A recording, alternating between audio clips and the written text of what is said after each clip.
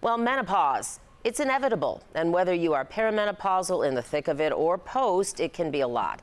There are so many unknowns you experience, and that leads to mountains of questions, right? Well, many women are self-diagnosing on the internet, though, instead of seeing their doctor.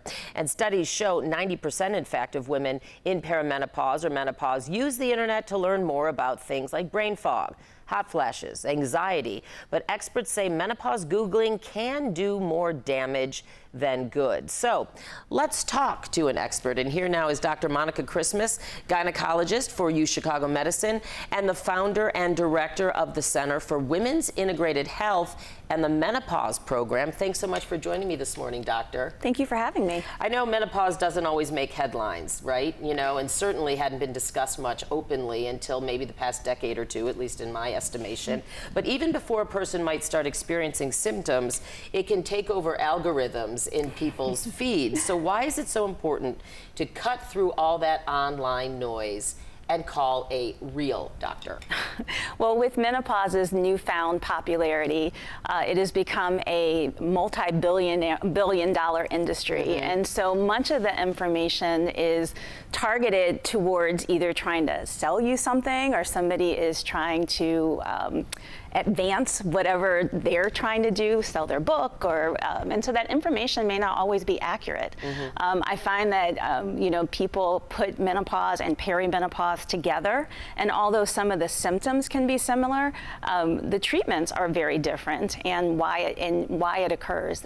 Additionally, when we look at treatment options too, nothing is without risk. And so I think a lot of times people are seeing things on the internet, or they're using Dr. Google and coming in with a list of things that they want to start without really understanding what the side effects might potentially be, or how it might impact other medications that they're on. Which is a key point. Both are key points, but especially that latter one, right? Because what you're looking at online certainly doesn't say, hey, click here if you are on X medication, or here if you're on the other. Really quickly, for those who may not truly know the difference, what is the difference between perimenopause and menopause? Yeah, menopause is after your ovaries have stopped making the sex hormones, estrogen and progesterone in particular.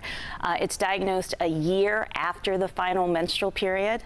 And perimenopause is that time frame leading up to menopause. So the median age of menopause is about 51 and a half, 52. The range that 95% of people fall into is between 45 and 55. But we start to experience symptoms up to 4 to 7 years before your periods actually stop. That is that perimenopause transition, where you might start to notice changes in menstrual cycles, maybe starting to have some symptoms too, but your ovaries actually are still producing some hormones at that point. So it's often the fluctuation in hormone levels that are causing the perimenopause related symptoms, versus menopause, it's the absence of those reproductive hormones. So you mentioned treatments, and certainly different treatments for different symptoms, etc. How has the conversation about perimenopause, menopause changed, both, you know, in doctors' offices and in the classrooms? And what about the differences in treatments? What's acceptable and what isn't? I know, for instance, 20 years ago, hormone replacement considered, no, we don't want to do it anymore. Now I understand it might be back on the table. Well, it was never off the table. There was a few studies in the early 2000s that raised some concern around some associated risk, and those risks didn't go anywhere. It's just the way that it was interpreted, and sometimes we sensationalize things unnecessarily. So we scared women, and women didn't want to be on hormone therapy, and it made healthcare professionals somewhat afraid or tentative about prescribing it. Additional studies have come out. We've also gone back and looked at the data from those early 2000 studies and said, hey, look, for people that are under the age of 60, within 10 years of the onset of menopause, for the vast majority of them, hormone therapy is going to be safe and highly efficacious for certain symptoms. But for those older or more remote from menopause, there are some associated risks and concerns. And by that time frame, most people, those symptoms have gotten better. So, and that's why, all of this in mind, it's important to talk to your doctor, talk to your OBGYN. And finally, and I have to ask you for a very quick answer for time purposes, for family members, friends, etc., who want to support somebody who are experiencing symptoms in perimenopause or menopause, what's the best way they can support them?